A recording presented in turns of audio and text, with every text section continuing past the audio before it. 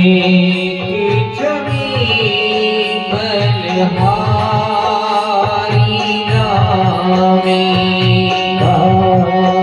के बिहारी तेरी याद तुझावे हे गिरधर तेरी आरती आवे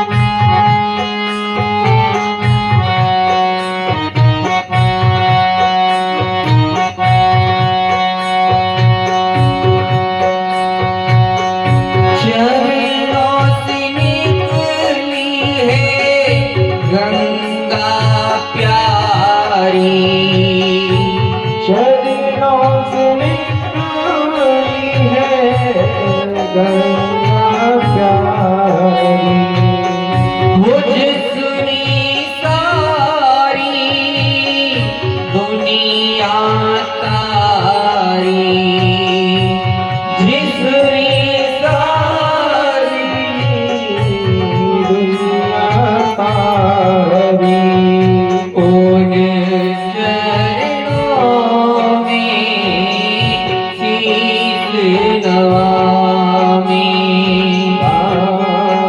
के बिहारी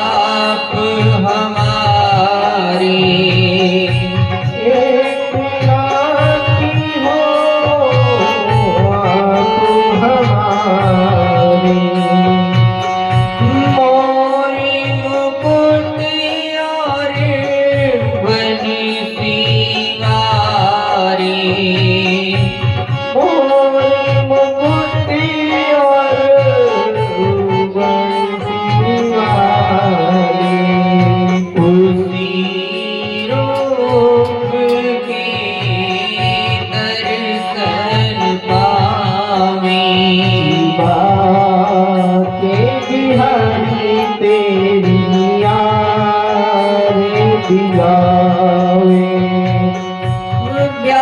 व्यासदास के नाथियात हो व्यासदास के नाथियात हो सुख दुख जीवन प्यारे साथ आप हो सुख दुख जीवन प्यारे साथी आप हो युगल छवि में बड़ी परिरामी गिरधर तेरी याद दिगावे हे गिरधर तेरी आरती गावे गिरधर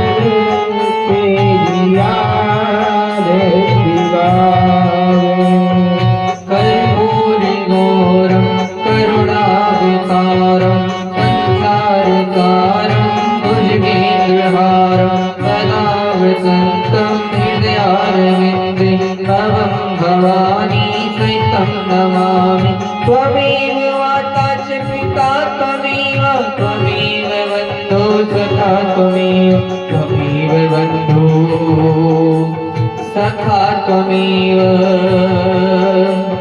त्वमेव विद्या द्रविणं त्वमेव त्वमेव सर्वं मम देव देव। श्री गोविंद भगवान की जय हो। नवदुर्गा मैया की जय हो। जय जय श्री राधेश्याम। सभी भक्त अपने आसन पर विराज जाएं।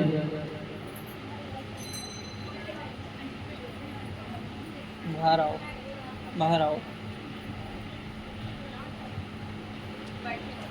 कपूर जी तिलक की कटोरी में, कपूर जी एक तो तिलक की कटोरी में पंडित जी सबके तिलक लगाए। सभी एक एक करके आते जाएं और तिलक लगाते जाएं। अच्छा, आरती कौन कौन करता है जरा हाथ उठा के बताएं। हम तो आंख बंद रखते हैं ना। कौन कौन करते हो? सब करते हो? सबको करनी भी चाहिए। और आप जानते हो आरती खाली हाथ नहीं करनी चाहिए। पत्रम पुष्पम फलम तोयम, कुछ ना कुछ उसमें चढ़ाना चाहिए। खाली आरती करना अपराध है।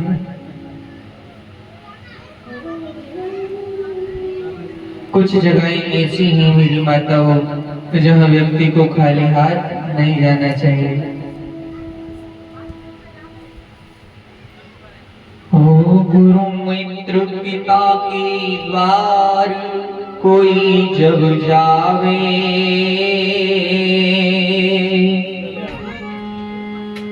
कि गुरु मित्र पिता के द्वार कोई जब जावे, तो छोटी मोटी भेंट संग ले जावे।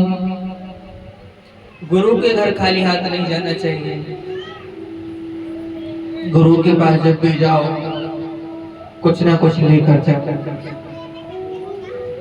तो जैसा जिसे ठाकुर जी ने बनाया है, पर गुरु के दरवाजे पर, गुरु के पास खाली हाथ नहीं जाना चाहिए। मित्र के दरवाजे पर भी जाओ तो खाली हाथ मत जाओ। अच्छा, पिता के द्वार पर भी खाली हाथ जाना मना है। अपनी बहन बेटी के दरवाजे पर भी खाली हाथ जाना मना है। डॉक्टर के यहाँ भी खाली हाथ जाओगे तो दवा तो नहीं मिलेगी। उसी प्रकार भगवान के दरबार में भी जब आओ तो कुछ ना कुछ लेकर जरूर आओ।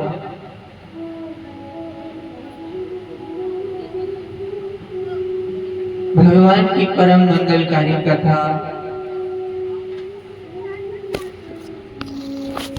सदगुरुदेव भगवान के आशीर्वाद से यहाँ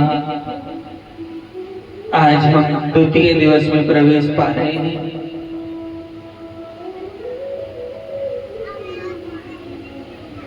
ये मंगल करने वाली कथा है और अमंगल का नाश कर देती है माताओं। आपके जीवन में मंगल का काम करेगी और कैसा भी अमंगल हो उस अमंगल को दूर भी करेगी। ऐसी है भगवान की कथा। भागवत जी मंगा लो नीचे से, ऊपर से भागवत जी।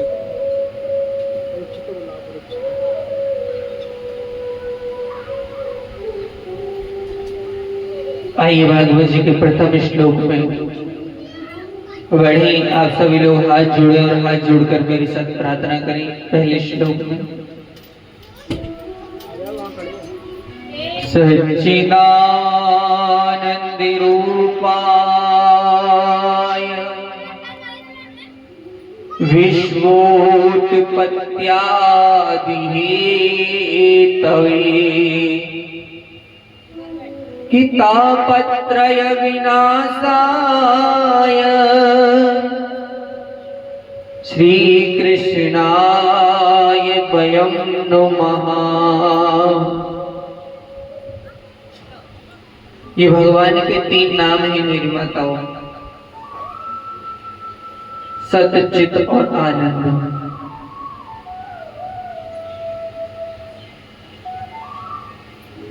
कितने लोग व्रत रखते हैं अपने जीवन में, वो हाथ उठाकर बताएं। कोई भी व्रत जिन्होंने रखा हो अपने जीवन में, तुमने नादर लगाया, ऐसे शर्मा रहे हो जैसे हम कोई चोरी पूछ रहे हो। अरे खुशी से बताना चाहिए। हाँ, किसी बच्चे को दे दो। देखो, जिनने अपने जीवन में व्रत रखा है, एक बार भी रखा है, व्रत का फल आपको तभी मिलेगा जब आप अपने जीवन में ज्यादा से ज्यादा सत्य बोलने का संकल्प लोगे। झूठ बोलना महापाप है।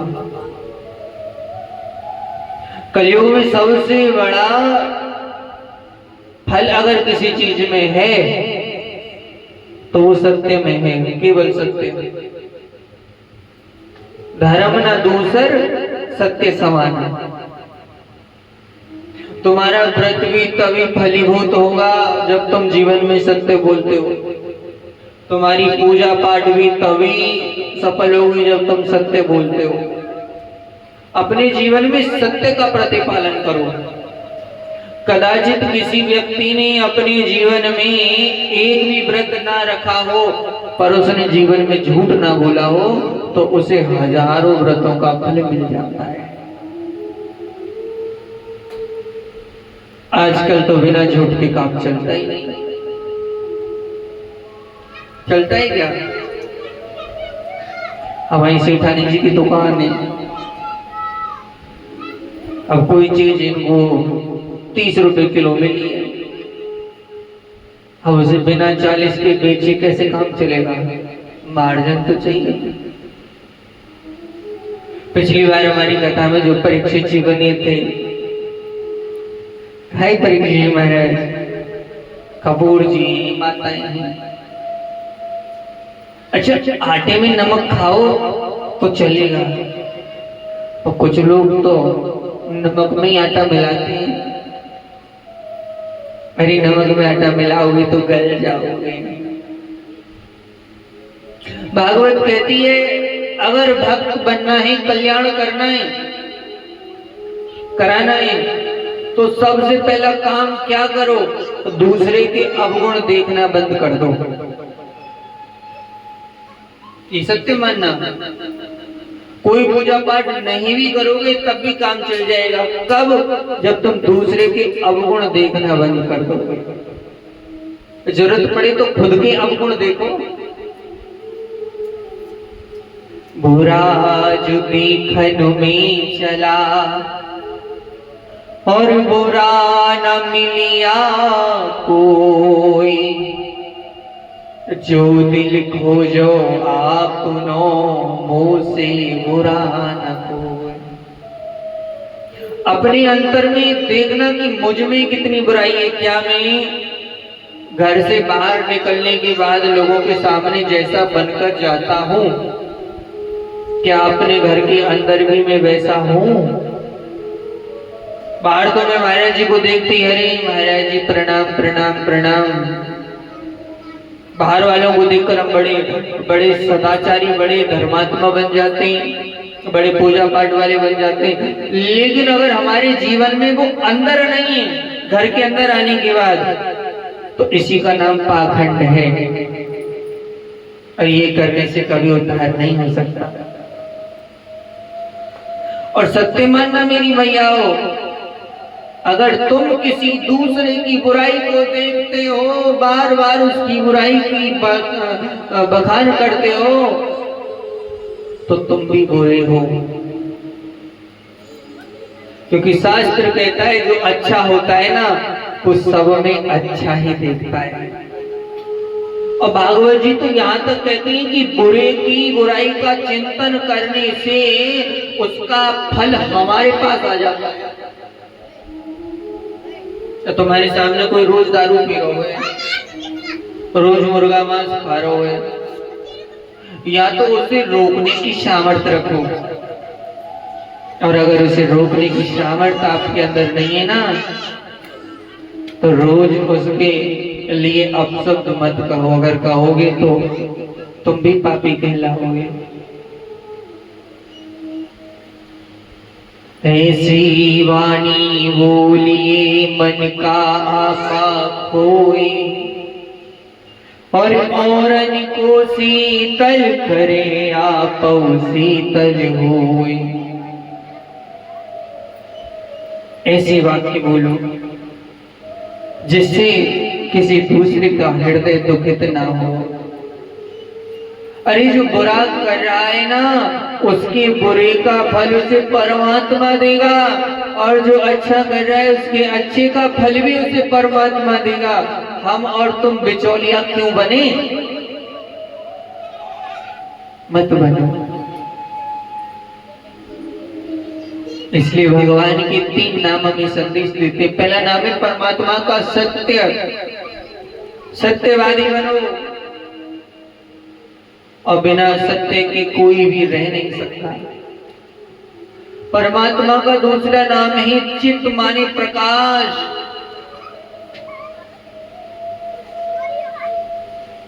फूल रोज सुबह खिल जाते हैं, प्रकाश की आवश्यकता होती है। तो फूल जिस प्रकाश से खिलते हैं ना, वो प्रकाश परमात्मा का है। ये हमारे चेहरे पर चमक आ जाती है, दमक आ जाती है, ये चमक दमक मेरे परमात्मा का प्रकाश है। और मैं एक बात कह दूं बिना किसी संकोच के, जय भगवान।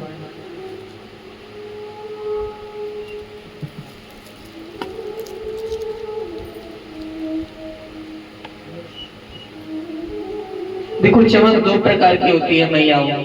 तेज 2 प्रकार का होता है, एक बाहरी तेज होता है और एक भीतरी तेज होता है। बाहरी तेज लाने के लिए हम संसार में भागते हैं। पिता भाइयों को साधन कम है, माता बहनों को ज्यादा है। अब जो मेरी बड़ी बूढ़ी अम्मा बैठी हैं उनसे तो बेचारी से का कहूं, पर जो ठीक ठाक अम्मा बैठी हैं ये तेज लाने के लिए नए नए साधनों का इस्तेमाल करती हैं। Beauty parlour, fair and lovely करते हैं, बढ़िया क्रीम पाउडर लगाओ तो ये चमक दमक बनी रहती है। ये बाहर का तेज है, पर कितना भी लगा लो इस बाहर वाले तेज को, ये एक ना एक दिन दिखना शुरू हो जाता है, कितना भी लगाओ। तो मैंने देखा कुछ कुछ तो अपनी उम्र की सीमा को पार कर रही होती हैं, बच्चों के विवाह हो गए, सब काम हो गए, उनको वो छूटे ही नहीं रहो, और लोग देख देख के ये बूढ़ी है रही है, देखो यार। तो ये जो बाहर की चमक हमको चाहिए ना, इसके लिए बाहर की क्रीम पाउडर की आवश्यकता पड़ती है। लेकिन सबसे ज्यादा काला आदमी होता है बंगाल का, और बंगाल की भी बात ना करूं, वेस्ट बंगाल के लोग देखिए ना अपने काले काले होते हैं। पर हमारे वृंदावन में कितने ऐसे वेस्ट इंडीज हैं तो बिल्कुल स्या काले, और उनके माथे पर तिलक लगा रहता है, उनके हाथ में माला होती है, धोती पहनते हैं, तो उनके चेहरे के तेज को देखकर ऐसा लगता है कि मानो श्याम सुंदर उनके अंदर बैठे हों। जिसके अंदर की सुंदरता है ना, उसकी बाहर की सुंदरता भी बनी रहेगी। और भैया जिसके अंदर की सुंदरता नहीं है, तो ये बाहर की सुंदरता धरी रह जाएगी। बोलो राधे राधे। अरे थोड़ा जोर से बजाओ। हम कौनो बुराई करेंगे का? अब भैया बुरा लगे तो मन लग जाए, हमारों का बिगाड़ होगा। तो ये सबसे बड़ा मंच होता है, यहाँ से तो सच बोलना चाहिए। मन को सुंदर बनाओ, ठीक है, तन की स्वच्छता रखो, उसमें कोई दोष नहीं है। तो दूसरा भगवान का जो रूप प्रकाश है, अगर वो तुम्हारे जीवन में आ गया तो तुम्हारा तन भी सुंदर होगा, तुम्हारा मन भी सुंदर होगा, और तीसरी बात तुम्हारा धन भी सुंदर होगा। बोलो राधे राधे। भगवान का तीसरा नाम है आनंद। क्या नाम है? अरे जोर से बोलो। भगवान का तीसरा नाम आनंद है। और मैं, आप, वो पीछे बैठे बाबा, हमारे परीक्षित जी, हम सब आनंद की औलाद हैं। ईश्वर अंश जीव अविनाशी, हम उस अविनाशी परमात्मा आनंद की औलाद हैं। इसलिए मरने से लेकर जन्म तक और जन्म से लेकर मरण तक हर व्यक्ति को आनंद चाहिए। हर इंसान आनंद ढूंढता है। किसी के पास साइकिल है, उसको साइकिल में बड़ा आनंद आ रहा है, तो पड़ोसी मोटरसाइकिल ले आया तो उसकी मोटरसाइकिल को देखकर वो आनंद खत्म हो जाता है। होता है कि नहीं?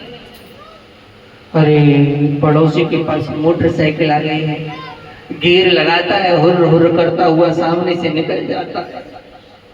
उसकी मैडम साड़ी पहनकर बैठ जाती है, हम तो पसीना पसीना हो जाते हैं, हमारी तो साइकिल पे हमें लेकर ढो रही है। भगवान सोचते चल कोई बात नहीं, भगवान तुम्हें मोटरसाइकिल दिला देते हैं।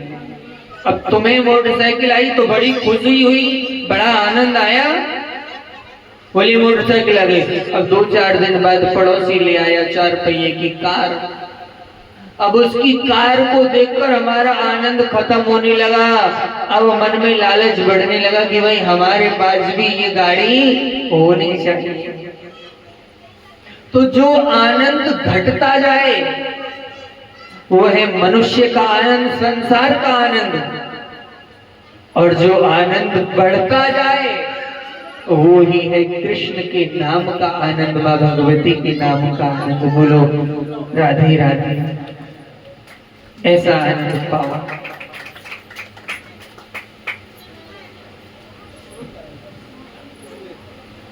सच्चित आनंद क्या करता है मेरा परमात्मा? वो दुनिया बनाता है, वो दुनिया का पालन करता है और वो दुनिया को मिटाता है। जो लोग कहते हैं कि भगवान नहीं होते, भगवान की शक्ति नहीं होती है, उन लोगों को जानना चाहिए कि भगवान के बिना कुछ भी नहीं हो सकता। सब कुछ भगवान ही करा रहे हैं, उनकी शक्ति करा रही है।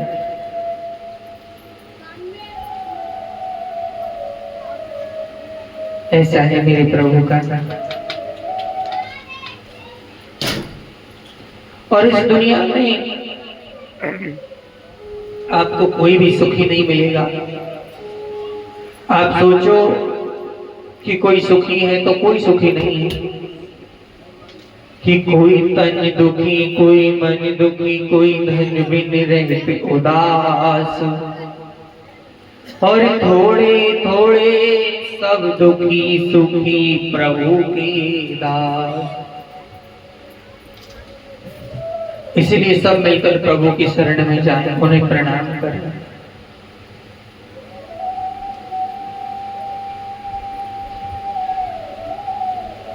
यहाँ सभी प्रेमी बैठे हुए हैं।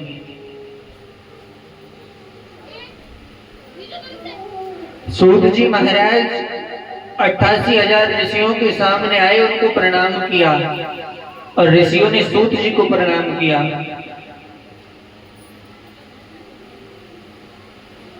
माताओं ध्यान से सुनना, सूत जी जो है, सूत एक जात होती है। जो नाव चलाते हैं ना कपूर जी, मल्लाह लोग, उनको सूत बोलते हैं, आप तो जानते होंगे। उस वंश में जन्म लिया है सूत जी महाराज ने। और सूत जी महाराज को देखकर सभी ब्राह्मण खड़े हो गए, प्रणाम किया सभी ब्राह्मणों ने। सूत जी बोले, मुझे थोड़ी शर्म लग रही है, आप सब लोग मुझे प्रणाम कर रहे हो। तो उन सभी ब्राह्मणों ने कहा, सूत जी धन वृद्धः बल वृद्धः आयुर्विद्यास्तथैव च ते सर्व अपि ज्ञान वृद्धस्य किंकरा शिष्य किंकरा। कोई धन में बड़ा होता है, कोई बल में बड़ा होता है, कोई आयु में बड़ा होता है, पर जिसके पास ज्ञान ही, और ज्ञान भी कैसा, जिस ज्ञान में अभिमान ना हो, ऐसा ज्ञानी सबसे बड़ा होता है और सबके लिए पूजनीय होता है।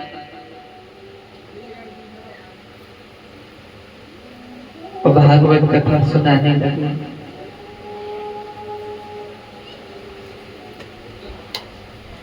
नारद बाबा एक बार घूमते घूमते धरती पर आए। सभी जगह घूम रहे थे और कहीं उनको शांति नजर नहीं आ रही थी। कहीं शांति नहीं मिली, कहीं सुकून नहीं मिला, तो वो वृंदावन आ गए। तो वृंदावन में आकर उन्होंने देखा कि एक 18-20 वर्ष की कोई कन्या बैठी बैठी रो रही है और उसकी गोद में 2 बुजुर्ग पड़े थे जो मूर्छित थे। किन किन लोगों के घर में शांति नहीं रहती है? हाथ उठा के बताइए। सबके घर में शांति है, किसी के घर में अशांति नहीं है? मुझे तो ऐसा लगता नहीं है। अब तुम बताना ना चाहो वो एक अलग बात है। सबके घर में कोई ना कोई अशांति जरूर मिलती है। और नारद जी किस लिए आए धरती पर? शांति ढूंढने। क्या जरूरत थी नारद जी को आने की? कहाँ रहते हैं नारद जी? स्वर्ग में, ब्रह्मा जी के बेटा है। हम लोगों को अगर भूख लगे तो रोटी बनानी पड़ेगी, पिज्जा बर्गर लाना पड़ेगा खाने के लिए, और स्वर्ग वालों को भूख लगे तो आंख बंद करो, जो चाहो वो आ जाए। लेकिन वहां भी शांति नहीं है। इसीलिए नारद जी कहाँ आए? धरती पर। नारद जी को लगा धरती पर शांति होगी। और ऐसा क्यों लगा कि धरती पर शांति होगी? इसलिए लगा क्योंकि भगवान बार बार धरती पर आते हैं अवतार लेकर।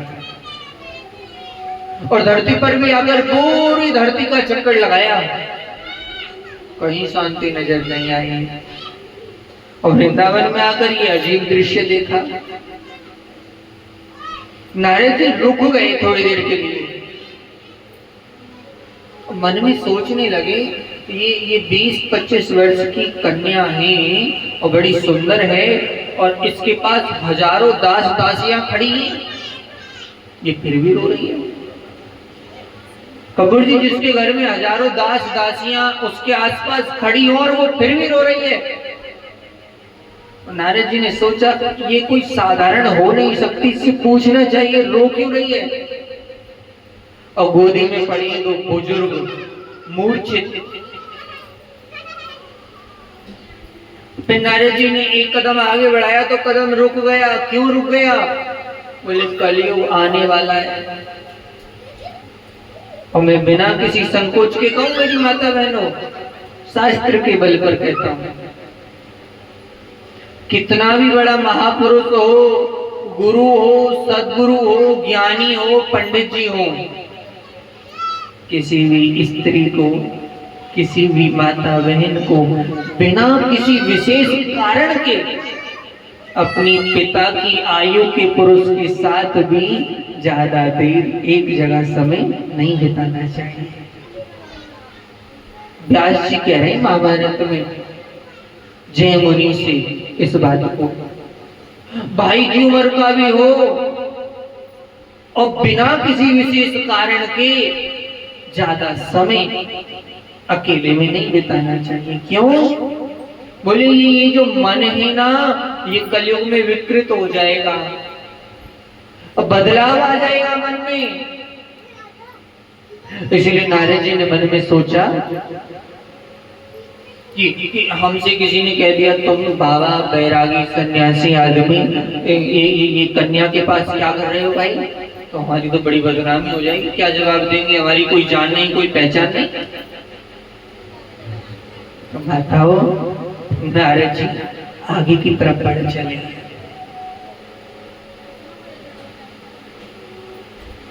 और जब नारद जी आगे की तरफ बढ़े तो उस कन्या ने आवाज लगाई, नारद जी ठहर जाओ।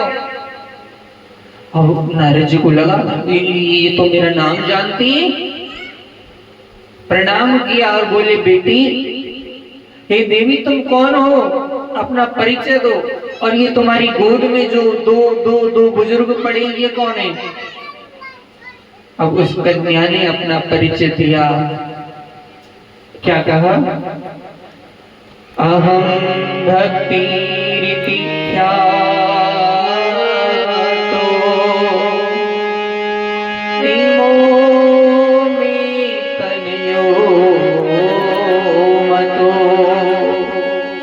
ज्ञान वैराग्य नामानि कली दोषेन जय जरो। नारद, मैं भक्ति हूँ, भगवान के चरणों की प्रेयसी भक्ति हूँ। ये दोनों जिन्हें तुम बुजुर्ग कह रहे हो बार बार, ये मेरे बेटा है, ज्ञान वैराग्य। और ये जो हजारों दास दासियां पड़ी है ना, ये रिद्धि सिद्धि, जितनी भी समाज की दुनिया की रिद्धि सिद्धियां हैं, वो सब मेरे पास आकर खड़ी हैं। सब सुख ऐश्वर्य लक्ष्मी मेरे पास है। पर नारद, मैं फिर भी दुखी हूं। अब इस बात से एक बात सीखने को मिलती है कि घर में बहुत ज्यादा धन आ जाए तो आदमी सुखी हो जाएगा, इस बात की गारंटी नहीं है। घर में बहुत ज्यादा सुख संपत्ति आ जाए, आदमी सुखी हो जाएगा, इस बात की गारंटी नहीं है।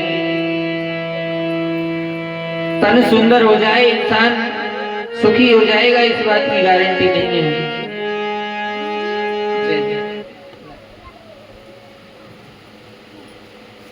एक बार जोरदार ताली बजाएंगे। खुश रहो बेटा।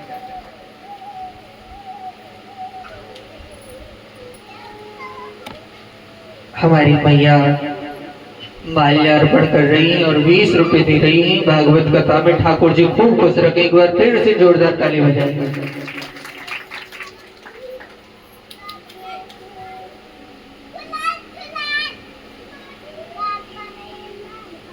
भक्ति बोली, मुझ पर सब कुछ है, कोई कमी नहीं है सुख संपत्ति की, वैभव की, पर मेरा दुख ये है कि मेरे बेटा मुझसे पहले बीमार हो गए, बूढ़े हो गए।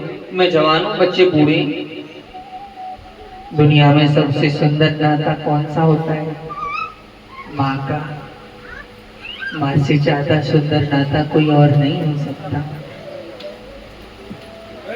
और माँ की ममता का वर्णन कोई कर नहीं सकता। दुनिया के हर कर्ज को उतारा जा सकता है, पर माँ के कर्ज को उतारा नहीं जा सकता। कुछ ऐसा कर दो कि मेरे बेटाओं की ये वृद्धता दूर हो जाए। अब नारद जी घूमते घूमते बद्रीनाथ आए और बद्रीनाथ में सनत कुमारों से मिले। सनत कुमार जी ने भागवत जी कहना प्रारंभ किया और जब भागवत जी प्रारंभ हुई तो नारद जी ने पूछा, भागवत सुनने से किसको क्या मिलता है? पहले ये बताओ। तो बोले, देखो, धन वृद्ध बलि वृद्ध आयुर्विद्यास्तथैव च ते सर्वपि ज्ञान वृद्धश्च किंकरा शिष्य किंकरा। जिस प्रकार ज्ञान का बड़ा बड़ा होता है, उसी प्रकार भागवत की कथा क्या करती है? बोले, ये मानवा पाप कृतस्तु सर्वदा सदा दुराचारि रता विमर्गगा क्रोधाग्नि दग्धा कुटिलश्च कामिन सप्ताह यज्ञेन कलो पुनन्ति। आप सब माताएं बहनें पिता भैया कथा सुनने बैठे हो, क्या कराती है भागवत कथा? सबसे पहले बोले ये मानवः, जो मानव हमेशा पाप करता रहता हो। घर में 4 बेटे होते हैं, 4 सदस्य होते हैं, तो एक अच्छा होता है तो एक बुरा भी होता है। तो घर का जो सबसे बिगड़ा हुआ सदस्य है, ये मानवा पाप कर्तस्तु सर्वदा, तो जो पापी है हमेशा पाप करता रहता है, खुद भी क्रोध की अग्नि में जलता है और दूसरों को भी जलाता है। होते हैं ना कुछ लोगों का काम ये है कि ना तो खुद सुखी रहेंगे ना कहो दूसरे सुखी रहेंगे। ऐसा व्यक्ति भी यदि भागवत कथा सुनते तो उसका उद्धार हो जाता है। माता पिता की शुद्ध संतान न हो, अरे भैया मरकर भूत प्रेत बन गया हो, ऐसा व्यक्ति भी अगर भागवत कथा सुन ले तो उसका भी उद्धार हो जाता है। बोलो राधे राधे। कपूर जी, अभी जागरण चल रहे हैं जगह जगह पर, जागरण होते चौकी होते हैं, तो हम देखते हैं कुछ माता बहनों में कहते हैं कि माता आ गई, खेलने लगती हैं, सर घुमाने लगती हैं, बाल घुमाने लगती हैं। कहते हैं कि माता आ गई, इनके सर पे चंडी मैया आ गई, शेरा वाली आ गई, मैया हो सकता है आती हो, हमारा तो कभी अनुभव पड़ा नहीं जो हम कह रहे हैं, हो सकता है, इसमें विरोध नहीं है किसी का। पर मैं पूछना ये चाहता हूँ कपूर जी कि हमेशा माता जी क्यों आती है? इस हाड़ मास के शरीर में माता ही क्यों आती हैं? कभी राम क्यों नहीं आते, कभी कृष्ण क्यों नहीं आते, कभी मेरे गोविंद क्यों नहीं आते हैं? ये पाप ही क्यों आता है, कभी पुण्य क्यों नहीं आता?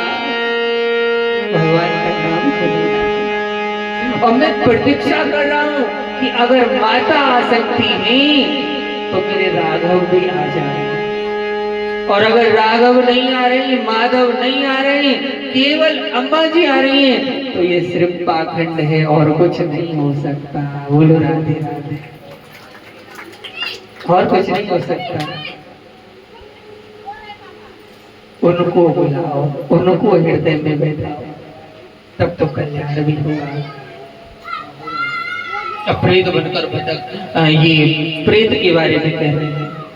भूत प्रेत होते हैं, इसमें कोई बुराई नहीं है, पर भूत प्रेत हैं और वो कुछ बिगाड़ते ही किसी का, तो सत्य मानना मेरी माताओं, भूत प्रेत अगर किसी का बिगाड़ते हैं तो वो उन्हीं का बिगाड़ते हैं जिनका विश्वास भगवान में पक्का नहीं होता। जिनका विश्वास भगवान में पक्का होना, उनका भूत प्रेत तो क्या, भूत प्रेत का पाप भी कुछ नहीं बिगाड़ सकता। बोल रहा ये जादू टोना टोटका होते ही, पर अगर ये हैं तो ये उसी का बिगाड़ेंगे जिसका विश्वास भगवान में पक्का नहीं है। जिसका विश्वास भगवान में पक्का है ना, उसके पास तो ये जादू टोना आकर भी वापस चले जाएंगे और कहेंगे भैया इसके पास तो सबसे बड़ा जादूगर बैठा है, वो जादूगर मेरा कृष्ण है, वो जादूगर मेरी भगवती मैया है, इनसे बड़ा जादूगर कोई नहीं हो सकता। इनकी शरण में आ जाओ, कोई कुछ नहीं बिगाड़ पाएगा।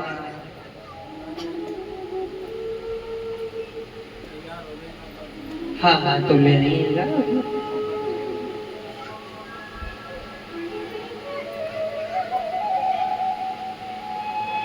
तो भागवत जी की कथा परम मंगलमयी है। अब नारद जी से ऋषियों ने कहा कि एक पंडित जी आत्मदेव नाम के गंगा जी के किनारे पर रह रहे हैं, सुंदर पत्नी है, पर घर में कोई बालक नहीं है। अब मन में कभी कभी पीड़ा होती है कि बालक क्यों नहीं है। भागवत जी की कृपा से तो सब संबंध हो जाता है मनु भैया। गोविंद भगवान की जय।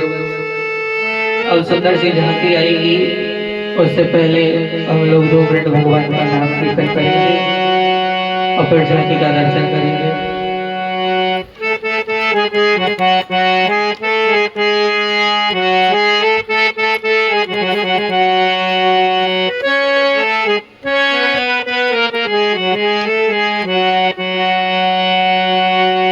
गोविंद भगवान की जय। हरि बिगड़ी को बनाती है,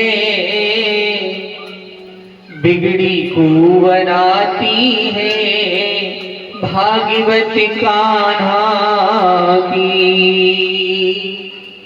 हो कान्हा की मेरे कान्हा की।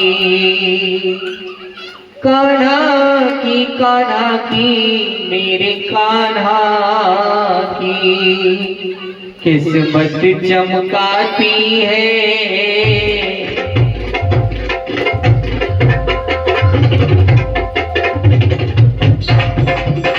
दोनों हाथ उठाकर मीठी मीठी ताली बजा कर कहना है, बिगड़ी को बनाती है भाग्यवत। बदल के बिगड़ी को बनाती है भाग्यवत कान्हा की। बिगड़ी को बनाती है भागवत कान्हा की। बिगड़ी को बनाती है भाग्यवत कान्हा की।